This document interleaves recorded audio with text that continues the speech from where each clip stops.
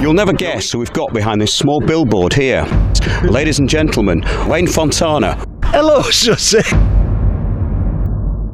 So, Wayne Fontana, welcome back to Windows on the World. It's very nice to be back again, Mark. Glyn Jeffrey Ellis was born 28th of October 1945 in Levenshulme, Manchester. He was better known as 60s hitmaker Wayne Fontana.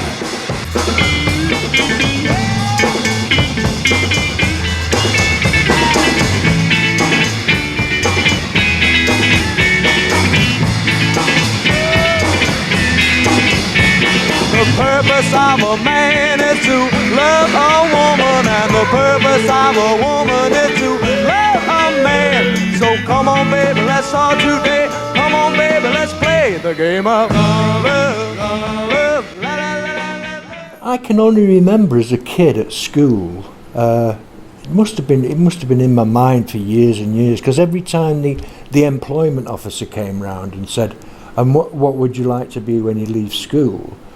I'd always say I'm going to be a singer. And so I don't know where it came from, I just wanted to be a singer. And he'd say things like, oh no, you want to be a fireman, don't you, or a policeman, or... And I used to say, no, none of them, I'm going to be a singer.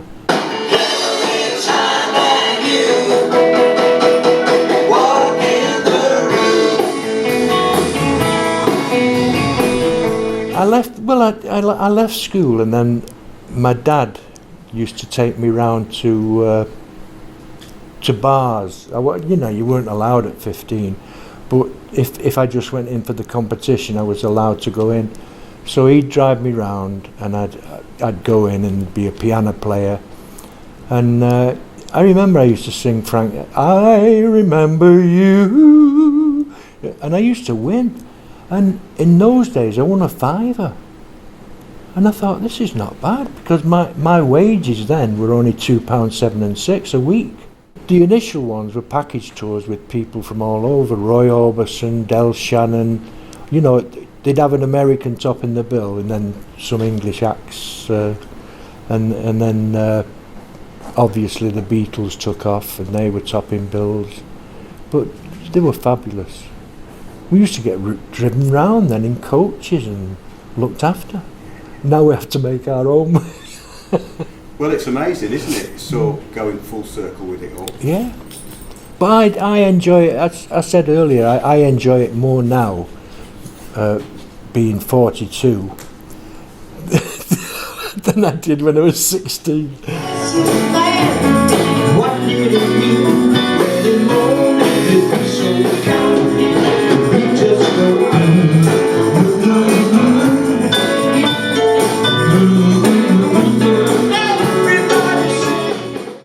Happy days.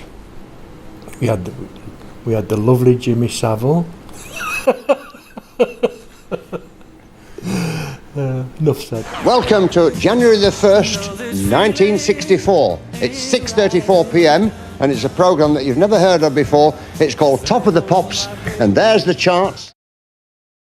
It was amazing how long he got away with it, because so many people at the BBC knew.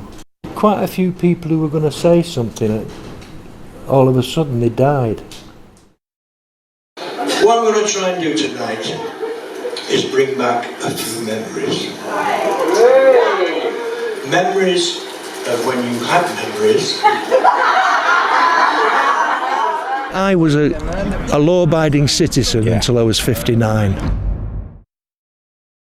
One parking ticket in Drury Lane on a Sunday when there should have been no charge, and it just escalated from that to all these bailiffs and this, that and the other. And as I say, the second time, after the problem with setting fire to the bailiff's car, I did finish up in prison.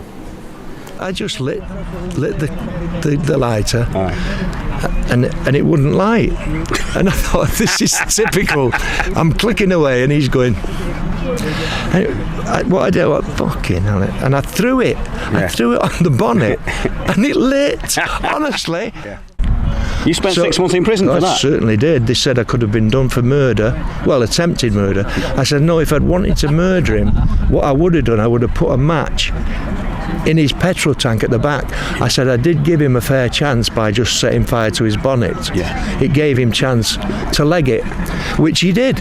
So eventually, I was on tour again at the time. We finished the tour. They took me to court on May the 25th, and I was just ready to go to Spain. You know, I thought they'd take me and fine me.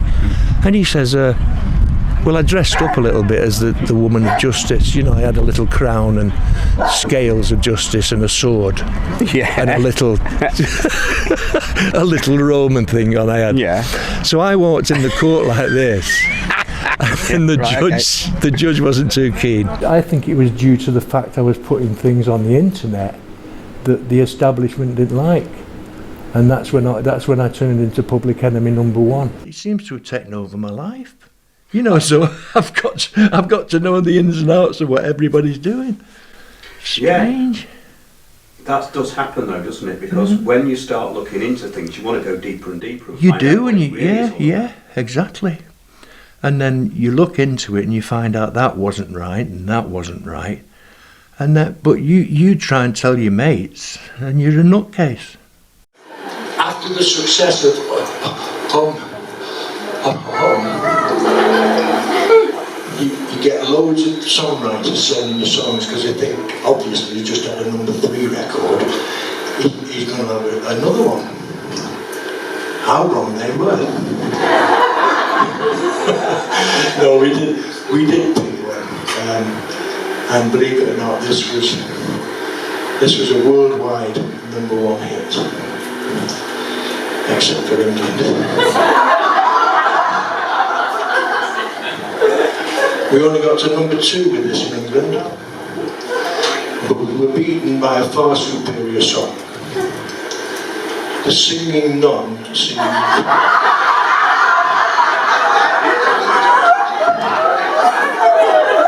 Dominica,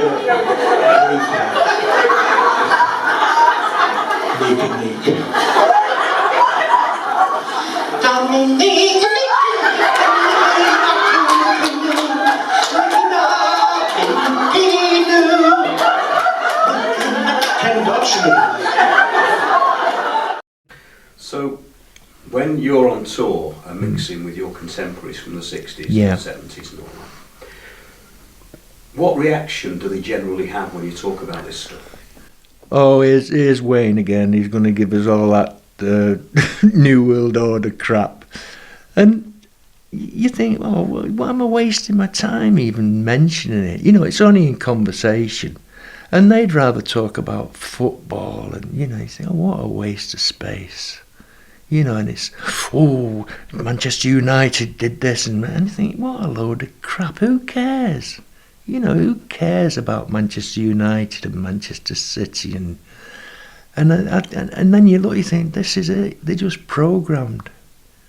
That's going to be their life. You know, women will watch soaps and men will go to football. And then you'll get up in the morning, you'll go to work and you'll do this. And then you'll finish at 5 if you're lucky. You'll go home, you won't have time for your kids. You won't. And you think, but is this what we're born for? You know, just to be slaves, really. You're just slaves. And you're going from what somebody wants you to do. You're not really living your life. You're being programmed. If you realise how deep the rabbit hole goes, I mean, the people coming out now, even in the entertainment business, saying, I sold my soul to the devil so I could be famous. And you go, Jesus, yeah. And you look at people and you think, how did he get famous? He's crap. You know? And then you think, oh, he must have sold his soul to the devil. Oh, it's a funny old world. Apart from that, I'm having quite a good time. Yeah, it's turned out nice again. I'm just skint. Just skint and fucking bankrupt. But I'm all right. I'll be all right. Well, there's always rock and roll. There's always rock and roll. Thanks, Wayne. It was brilliant, that. It was brilliant.